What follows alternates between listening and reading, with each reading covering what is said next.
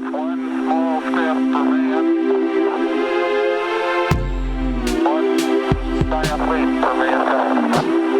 Columbia, this is...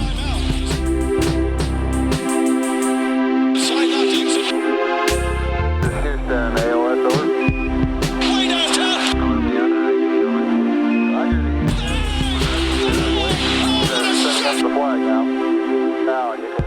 Welcome, everybody, to the TKW Podcast. I'm your host, Anthony Corbo.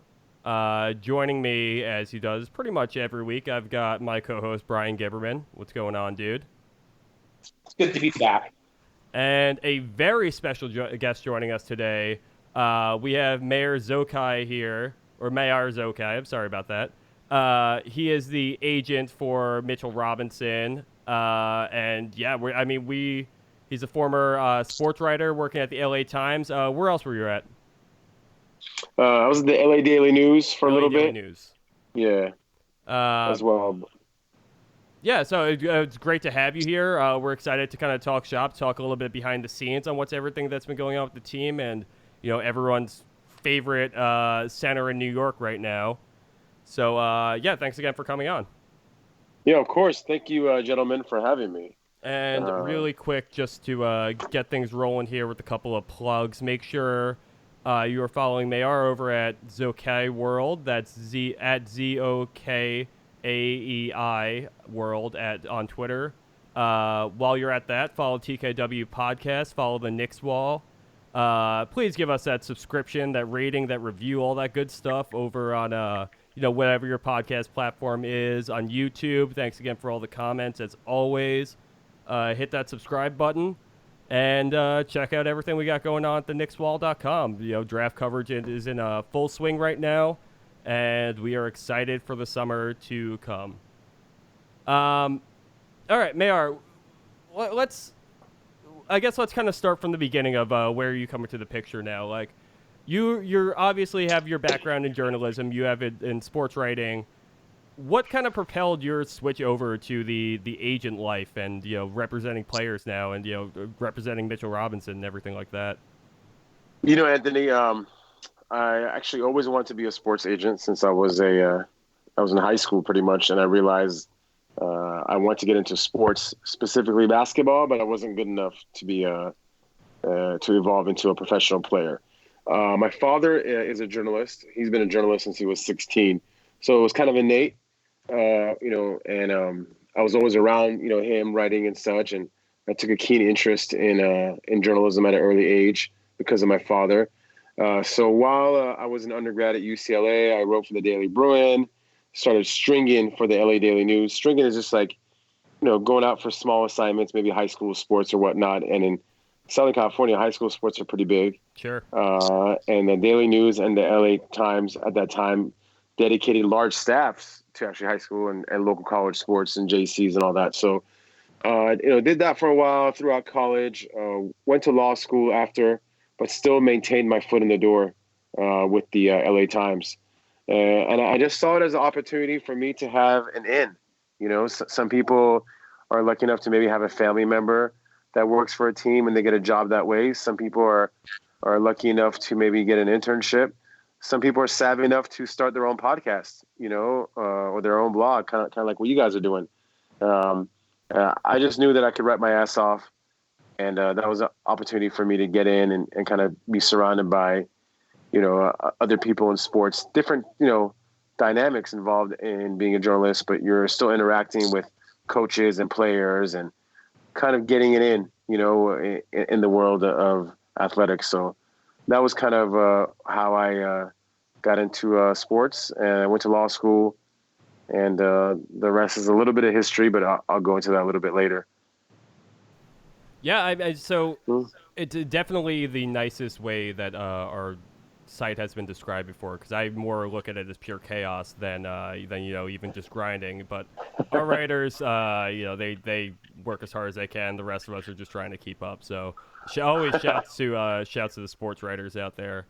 Really, man, I'm with you. Yeah. So where did Mitchell Robinson come into the picture? So I've been doing this for about 10 years. Had a couple clients in the NBA and then overseas, and been mostly dabbling, overseas now for the past couple of years.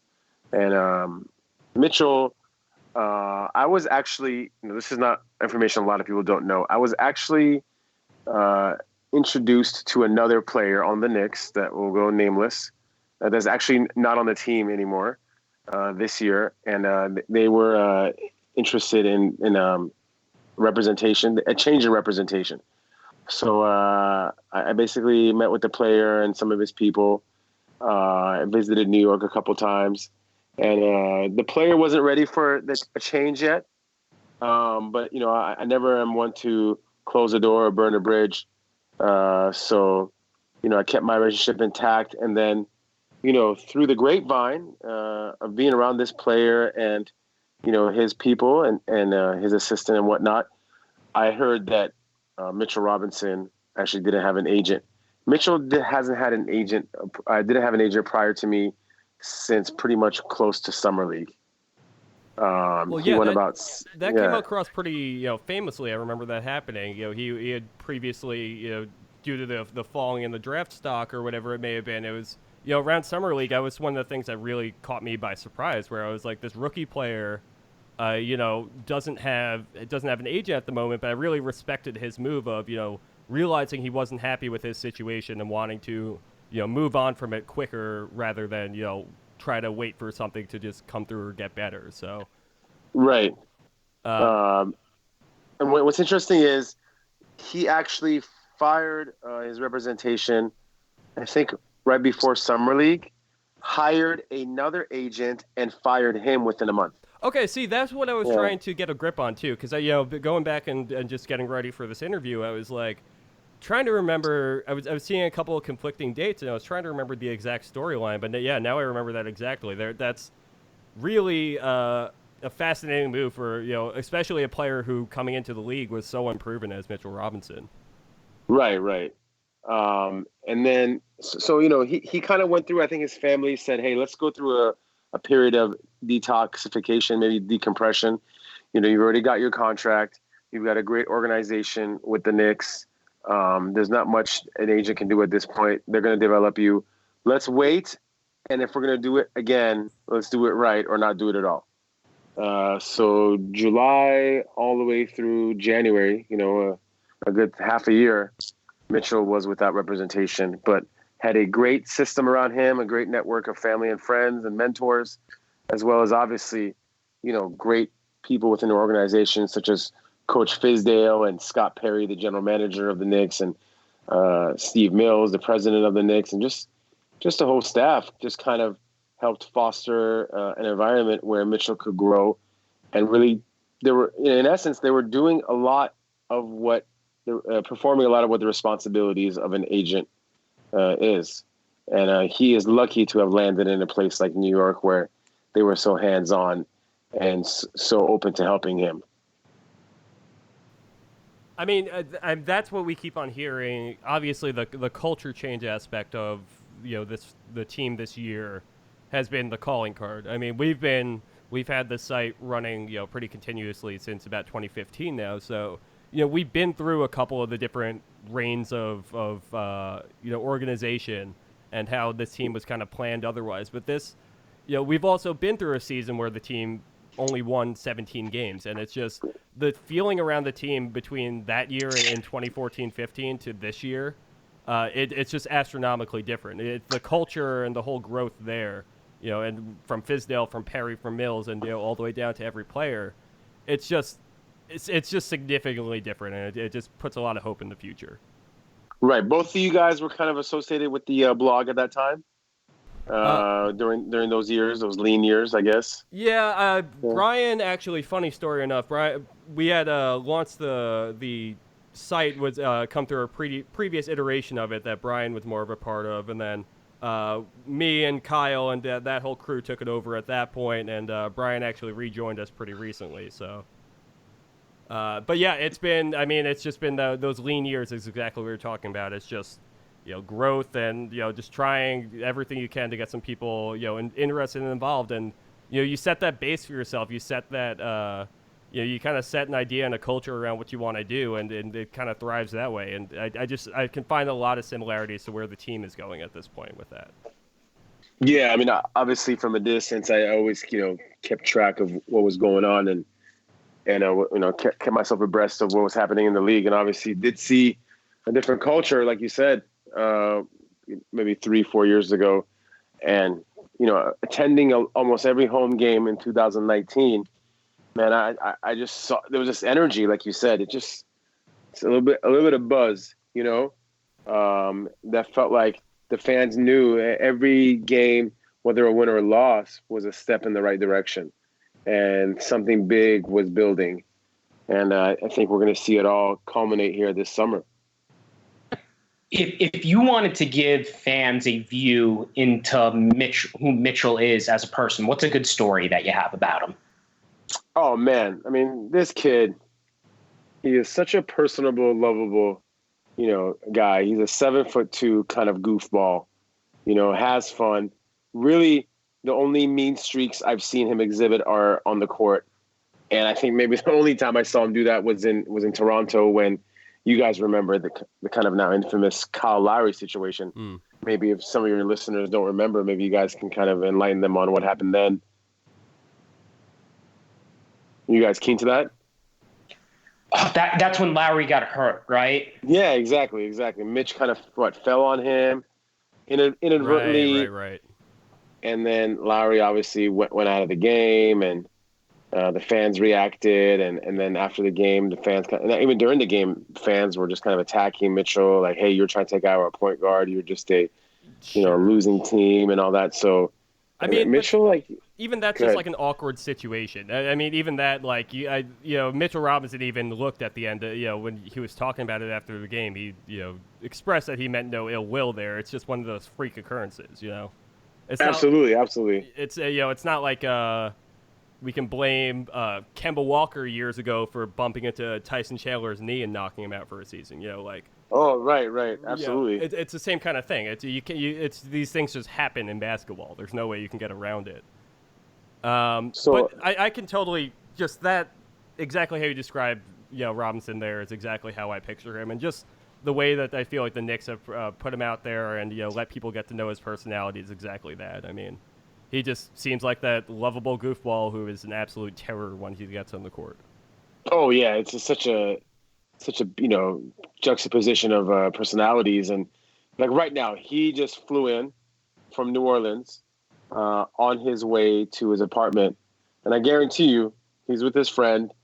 They checked to his apartment, make sure everything was okay, put some shorts and hooping shoes on, and he's probably playing somewhere. And he's done that several times already this summer, right? Like he flew back to Louisiana, like he was back just a couple of days later, and then he flew back there. Like it's I mean, just his work ethic, and even in the off season, how enthralled he is with New York is it's really, really cool to see from a fan perspective. There really are no days off when it comes to Mitchell Robinson, and I think it's just because he's a hooper. He's not trying to get in tremendous shape here. It's April, we got a long summer ahead and whatnot, but he's just a hooper. He loves basketball as a penchant for competition, and that's maybe people don't realize this isn't a job for him. This is a passion. The dude just loves what he does and doesn't really think about the money or the fame there's two things he cares about: basketball and his family, and then a third would be kids. He just loves kids, and that those three kind of values that he really cherishes says a lot about him as a person, in my opinion. So when he was in high school, his role was a little bit more varied. He shot outside jumpers and did a little bit more. How did he handle having a very narrow role this season? Was it you dribble handoffs or basically just diving in the pick and roll and dunking? So how was that adjustment for him? I think he believes in what the coaching staff is preaching to him. He believes in the system. He's bought in. He realizes that this year, almost everybody on that team really just wanted to shoot. And, there's not a lot of players on the team that could do what he could do, but there are a lot of players on that team that could shoot, and that was their strength. So he knew that he could fill that void that, you can't put Alonzo Trier rebounding, putting up 15 rebounds a game, right? So he knew that he just had a player's role. He knew he would get a chance to exhibit what he could do. I mean, he knows it's a weapon. His shooting is a weapon. His ability to even dribble is a weapon. He knows there's no reason for Coach Fizdale and the organization to not want to unleash those abilities and use it to the benefit of the Knicks. But I think they just want to kind of slowly bring him along. And I think it was good for him because he realized, hey, I'm grinding down there under the basket and everyone's bigger than me, stronger than me, more experienced than me. Let me learn this part and kind of become savvy in that realm. And then, in the summer, maybe I can expand my game a little bit or expand. The opportunities will expand for me to display other parts of my game. So, based off of what you've spoken to him about, does he see himself heading into the second year now? Does he have some pretty set goals for coming into the season of things he's going to be able to do that's different from what he's done on the court so far, or anything he's trying to accomplish going into the early part of next season? I think he definitely wants to work on his conditioning and strength. So he'll be doing that here in the summer. We've got a pretty good regimen kind of set up for him that we're going to talk about here. And then, an opportunity maybe in the summer league to display his shooting. Guys, I said this elsewhere, but Anthony Davis is kind of the prototypical, stretch five, right? Or stretch four, or just big man. But Anthony Davis did not take, I don't think, even one 3-pointer intentionally in his rookie year. If he did take any, I think it was the end of the shot clock or whatnot, where he had to heave the ball. So, the guy that we look at as the poster child for what the big man should be, in today's NBA, also went through a phase like Mitchell and knew that he had to slowly develop and slowly exhibit all the abilities that he had. So, Mitchell believes in the system, believes in the coaching staff, believes in the organization, and they, of course, know better than anyone else when is the best time to unleash the monster that is Mitchell Robinson in full effect. Some spot-up shooting could be pretty easily incorporated, but if the summer goes as the Knicks wanted to, there could be another situation where they end up with some guys who really need to have the ball in their hands a lot and are quite good at it. Is he okay if it's kind of a slow development leading up to and building up to where he kind of gets to be more of a focal point in the offense outside of just pick and roll, and he gets those isolation opportunities and quick dives on post-ups? Is he cool with that? Yeah, like you said, he's realizing that a lot of things could change this summer, but also with those changes, a lot could stay the same, right? And we might just get, more experienced players in those positions, but still players that, like you said, demand the ball, Bryan, and need to shoot and have the ball in their hands and create. So he realizes that that's definitely a possibility. But he also knows with maybe guys that come in that have a little more experience that, want to have the ball in his hands, he could open up the floor by stepping outside a little bit, maybe taking the defender away from the hole, and maybe shooting the ball from three, maybe once or twice a game. Like I said, this year is just a little bit different. He didn't have a 6'11" wing, playing to play with. So, if he switches out and he's trying to shoot a 3-pointer or shoot a jumper, there's really nobody in there that could rebound. But next year we might be looking at a different situation. Well, where did you see his game improve the most as the season went on?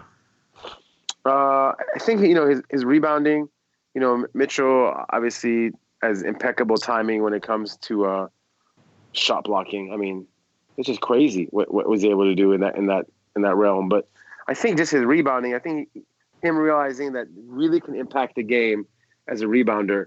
And really, you really have to make an effort to rebound. It's not just going to fall into your lap. And, did have some lapses here and there, but I think he really did realize that, hey, if I work on my rebounding, I'm going to be able to get a chance to put up some points. I'm going to get my blocks, but the rebounding is really going to make the difference, especially on the offensive end. Well, it's funny because we haven't really spoken about blocks yet, and that's, you look around the league, you look on Twitter, you look at his highlights. I mean, it's the blocks from the 3-point line. It's the the rim protection. It's it's all of those kind of things that we're seeing that we really didn't expect from him, but he's proven. I mean, his block average was like 2.45 this season, right? I think so. Yeah, about there. Yeah, it's like that's cool. It's incredible for a rookie player. It's especially with that how all over the court he was, and when we're talking about him, whether trying to transform his game a little bit or not really that, but add to it, I should say. Is there any kind of discussion about him, trying to keep up that same block rate while he's doing all these other things on the court, or maybe about trying to pace out his blocks a little bit more carefully to avoid some foul trouble? Or have you guys had any kind of discussions about that? I try to meddle in that stuff. I try to just defer to the coaching staff for sure with respect to that. But you can never knock a guy for trying to do that. I think we also saw kind of as the season went along, he also improved in that capacity, right? He wasn't going after every single block, and I think more often than not, as opposed to earlier in the season, when he was trying to block a three-point shot, he was blocking it. Whereas in the beginning of the season, it was almost like 50-50. He was either fouling the guy right, very much or so. blocking it. Yeah, he really, really learned to make that adjustment. And again, it's just everything slows down a little bit for you, but also everything becomes familiar. The tendencies of players, but everybody was new to him this year, especially a Western Conference, team. Like the Lakers, where he played them only once. He was injured the first time around. Everything is new, So it's still just with time. I think he's going to be able to perfect that as well. Who was the assistant coach that worked with him the most? I think it was kind of a group effort, with everybody. That's what I noticed with the Knicks. Like this summer, it looks like Caleb Canales is going to be, working with him a little bit. Outside of a base in Portland, Oregon. Okay. But throughout the season, I think Keith Smart was a integral part of his development. Fizz was there as well. Obviously, I think it was just a combination of everybody kind of taking the lead in some capacity or another. I feel like the Knicks have a very underrated assistant coaching staff. Yeah, right. There are a lot of former head coaches on there. Right. I'm familiar with Caleb Canales, who obviously was with the Blazers, and I believe was an interim, right? A head coach for them. Keith Smart, obviously, he not only as a player but as a development guy is just renowned, throughout the league. There were some of the other guys. Guys like Royal Ivey is back there. Royal Ivey, right? I mean, Royal Ivey looks like a player himself, Yeah. Pat Sullivan. I think Pat, if you had to pick one guy, I think Pat was kind of the guy that really, really was in tune with Mitch, especially in the beginning of the season. But Judd Buechler was there as well. Pretty good combination of guys. And Howard Isley, right, was also on the staff. So. Guys that are not some of them not too old where they can't relate to Mitchell on a certain level, but have experience. Like you said, some of these guys have been head coaches in the NBA, whether on an interim basis or whatnot. But pretty good. I think the future is bright from all angles when you look at the New York Knicks. And I think it bodes well for Mitchell's future. Well, as well. Are there any, when we're talking about the future, and obviously we've touched on, what the Knicks are kind of thinking about doing in free agency or, whether it be the draft or whatever, but are there any kind of particular players, and you mentioned like a 6'11" wing, and we're all holding out for a 6'11" wing this summer, but are there any other players that you could see pairing well with Mitchell Robinson? Like, are there any other type of players specifically that you think would go really, really well with him on the court? I don't think you have to look any further than across the locker room. There are some studs on the team right now. The connection with Trier has been outstanding this season, especially towards the end. You know what? I mean, Trier obviously has been around all season, and Knox, excellent player in his own right. And I'm telling you, was just turning the corner at the end, guys. A lot of people were dismissing him, but he turned that corner. I think Kevin Knox is going to come beast mode, next season. He strung some games together. It was exciting. Right. But I am very intrigued by one player, and that's Dennis Smith Jr. Okay. I think Dennis Smith Jr. with half a season under his belt, but with maybe a summer league, right? He's going to be his third summer league if he plays. But if he decides to play just to establish some chemistry with Mitchell and Kevin Knox, I mean, I think not only is Dennis Smith Jr. an all-star level player, I think he's an all-NBA level player.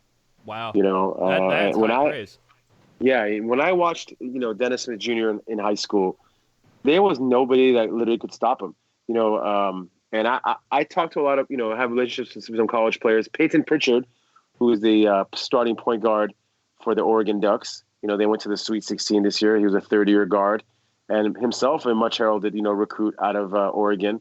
That's kind of held it down for the Ducks as a starting point guard for about 3 seasons now. He, when I talked to him, he said, there's one player in high school that I could not guard at all. And that was Dennis Smith Jr. And Dennis Smith Jr. was way up here, and everybody else was like 5 notches below. And that's coming from a guy who's potentially an NBA caliber player himself, Peyton Pritchard. But Dennis Smith Jr., I think, once he's able to establish some on-court rapport with Mitchell and Kevin Knox, I think it's going to be crazy. And I think you don't have to look in free agency when you have a guy like that, who I think is a potential All-NBA guy. He's got all the intangibles. There's really nobody with the ability that he has, and he's a dog, man. Dennis Jr., man, he's got that motor. I think he's gonna work out. I think with Mitchell this summer in Portland. I think they're gonna be together. I think they've made that pact to work out together with Coach Canales in Portland. Yeah, so those guys gonna be just with each other. I don't know if they're gonna live with each other, but I'm sure they're gonna be with each other every single day in the summer. Can we get Mitch to help him out with the hitch in his free throw? No, there's no. People said that. I didn't really pay attention to Dennis's shooting, but I don't know what was going on there. But he's not a great free throw shooter. I think that's an area of improvement for him. But I think he's latching on with a trainer that I personally know, guys, because I've seen him work with other people. He's never worked with one of my guys, but I've heard this guy's name, kind of under the radar guy based in Seattle, Jeff Harris. I think you guys are going to see him turn the corner this summer and have a D'Angelo Russell type of year. That's great to me. Yeah. I can buy into that. I really, really, really think so. That I think the whole entire NBA is going to be shocked by what happens with Dennis Smith Jr. after this summer. It sucked he was hurt at the end of last year. Right, absolutely, right. It just felt like he shows up, he's on the team, we get a couple of decent games out of him, we get introduced to him at the dunk contest, and and then it was just, especially in those last couple of games where, you saw Mitch thriving in those last couple of games, you saw, it was a bummer that so much of the roster ended up being injured towards the end there, because I think that, right, especially with Knox performing well, like you were saying, and everyone else on the court, it just seemed like a good opportunity for this team to, almost like a pre-summer league, Pre-summer, exactly, right? Yeah. And who knows? We might see that, manifest here in the actual summer league. So, it takes a lot for a player to say, you know what, I'm humble enough to play in my third summer league because I want to establish chemistry with my guys, And you're looking at 2 guys that are 21 years old, man. Imagine if Kobe and Shaq played at 21, right? Together, and then they would have become monsters at like 23, 24, 25. And if these guys, if the Knicks have figured out a way to keep these guys together, that nucleus of Knox, Dennis Smith Jr., and DSJ and Mitchell, wow, watch out. And you want to add a couple of free agents in the summer? Wow. Dangerous. Yeah. So just going back to Mitchell Robinson for a second, Mayar, you had mentioned in I read an article in Forbes earlier in the year in March by Tommy Beer, and he mentioned that, or you had mentioned that Mitch was not only trying to go for the Rookie of the Year conversation, but he was looking towards Defensive Player of the Year as well. It hasn't been announced yet. Votes are. We're not voting members, so I don't know if votes are in or not. But we haven't heard any news back on that. But for next year, Defensive Player of the Year, like how Is that a goal you guys are searching for, or is it really just development and grow towards the next level of his game? If you are aiming to become an MVP in the league, that means your goal is to have the ball in your hands and do a lot with it, right? And I'm not saying it's a selfish endeavor, but it's a high volume, kind of high player usage kind of endeavor, right?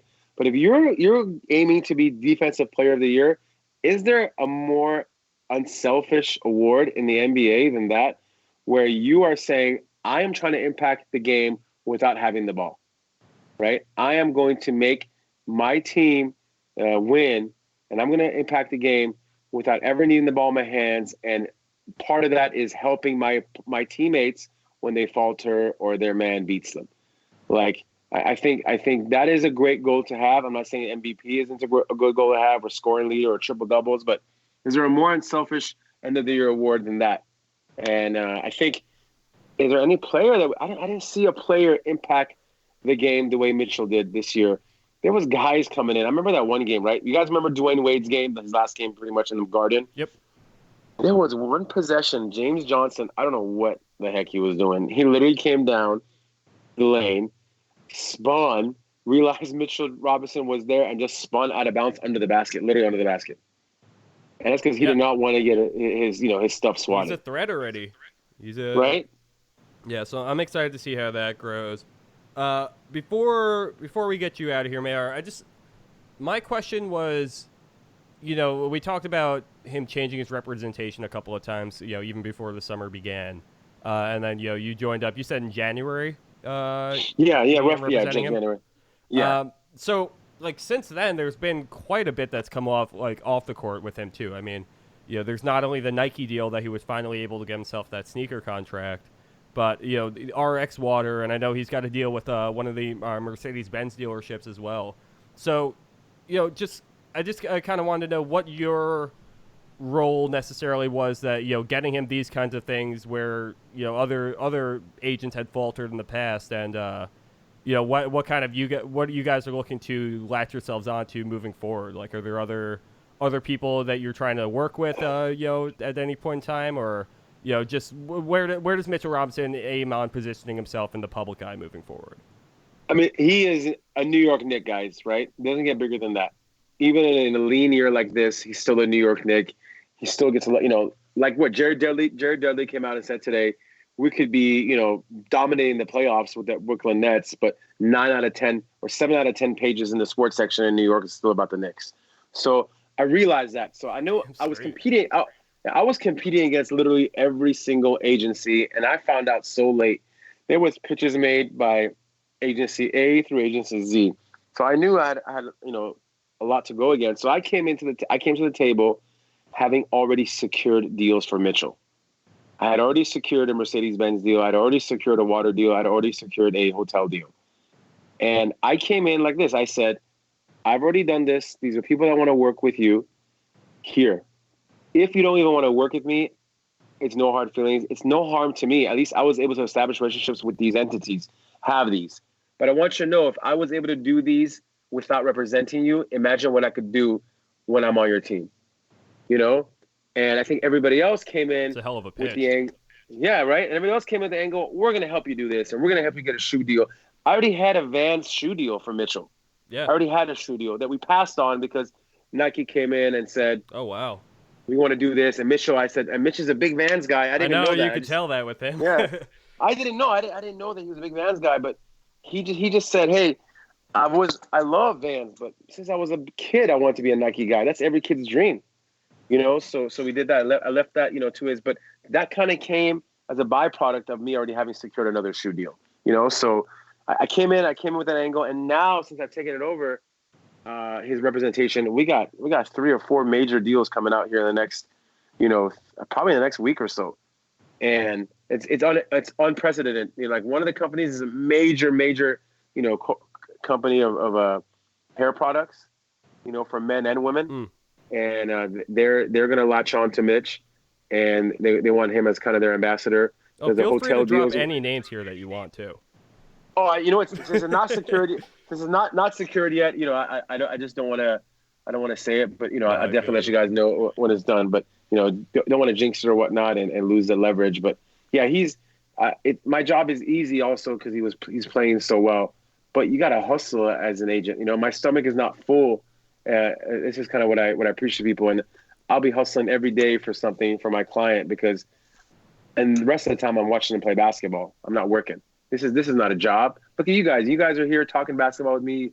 You have your own blog and whatnot, and it's not a job. This is fun what we get to do. Mm-hmm. It's a little bit of a respite from the real world, and I'm still geeked when I go watch a game at Madison Square Garden, and like my client is on the court. That's like so cool, man. That's gotta be a fascinating feeling.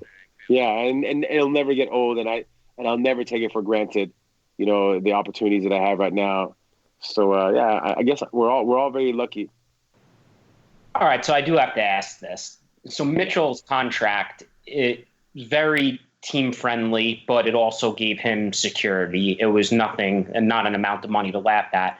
Is that something you would have been, the 4-year deal, would have that been something you would have been in favor of as his agent, or would have you advised him to bet on himself? I don't want to criticize another agent's work, but it's very rare that you see a second-round pick get locked into a 4-year deal. That almost used to be the norm like 4 or 5 years ago. But I mean, as an agent, your fiduciary duty is to serve your client's best interests. And I don't think it's ever a good idea to kind of lock anybody in as a second round pick to that. Unless you're talking like, $3, $4, $5 million a year, it's especially when you leave the last year as a team option, right? Why even have that? Right. So it's you're at their mercy. You don't want to. You're locked in for 4 years. I would never do that for clients of mine. But again, you don't know what was being said at the bargaining table. You don't know what the alternatives were. So it's hard to say like from the outside. I want to criticize that. But all things being equal, you never want to lock in a guy unless you have to. First round picks, yes, they have to be locked into like 4-year deals. With the last 2 years as options, but the money is also much better. But second round picks, you kind of have an advantage there, right? Most guys are 2-3-year deals, and he's unfortunately locked into a 4-year deal. But we'll see. We'll see if that even ends up being a 4-year deal. That there are some advantages to maybe the Knicks wanting to lock him in, right, for long term. So yeah, definitely. So we'll see. Mayar, this was an absolute pleasure. Oh, thanks, guys. Appreciate it. Do you have anything that you want to promote, or on behalf of yourself or Mitchell Robinson or anything like that before we get you out of here? No, just you guys are gonna be able a chance to come down to the NBA store tomorrow. Yes, a couple of us will be there. I don't think Bryan and I will be. Actually, neither Bryan or I live in New York, so we definitely. Yeah, I live in Arizona. So, but right. But yeah, we're definitely gonna have a couple of people down there. Some of our writers, a couple of guys from our management staff. So yeah, definitely we're. I'd imagine you're gonna be down there as well. Yes. I got in today. We'll be out there tomorrow. It's a long day for Mitchell. Mitchell is going to be invited to take your kid to work day at the NBA headquarters. Oh wow! So it's a take your kid and favorite NBA player to work day. Oh, awesome! So he's going to be doing that in the morning. Early afternoon, he'll be speaking at Vettery, which is a sales firm, sales-driven firm. That's one of the early investors was David Stern. That's on Park Avenue. So he'll be doing a paid speaking engagement there, and then obviously the paid gig at the NBA store. Now, I specify paid for a reason. All the money that Mitchell is generating from these engagements, he is basically passing on to his foundation. And it's a newly established foundation that he's going to use as an outlet to put on summer camps for underprivileged kids in the summer. Oh, wow. Is there a place people can find that on the internet and donate to if they want to? Yeah, we're establishing that. It's called the Mitchell Robinson III Youth Foundation. It was just established a couple of weeks ago. That's kind of an idea that I had. I said, hey, guys, let's maybe use that money, and maybe it encourages people also to come in more, right? Because they're like, oh, not only do we get the player here, but we also are giving the money to a good cause. And actually, I think the traction that we're building with that angle is better than maybe just booking the guy for gigs, right?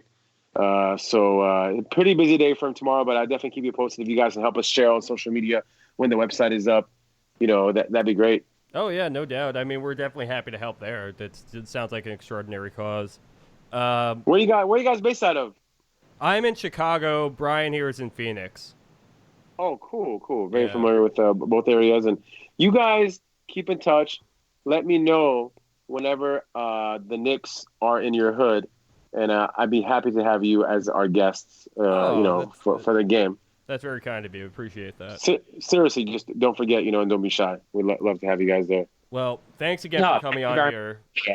Yeah. No problem. Thanks for coming on. We appreciate it so much.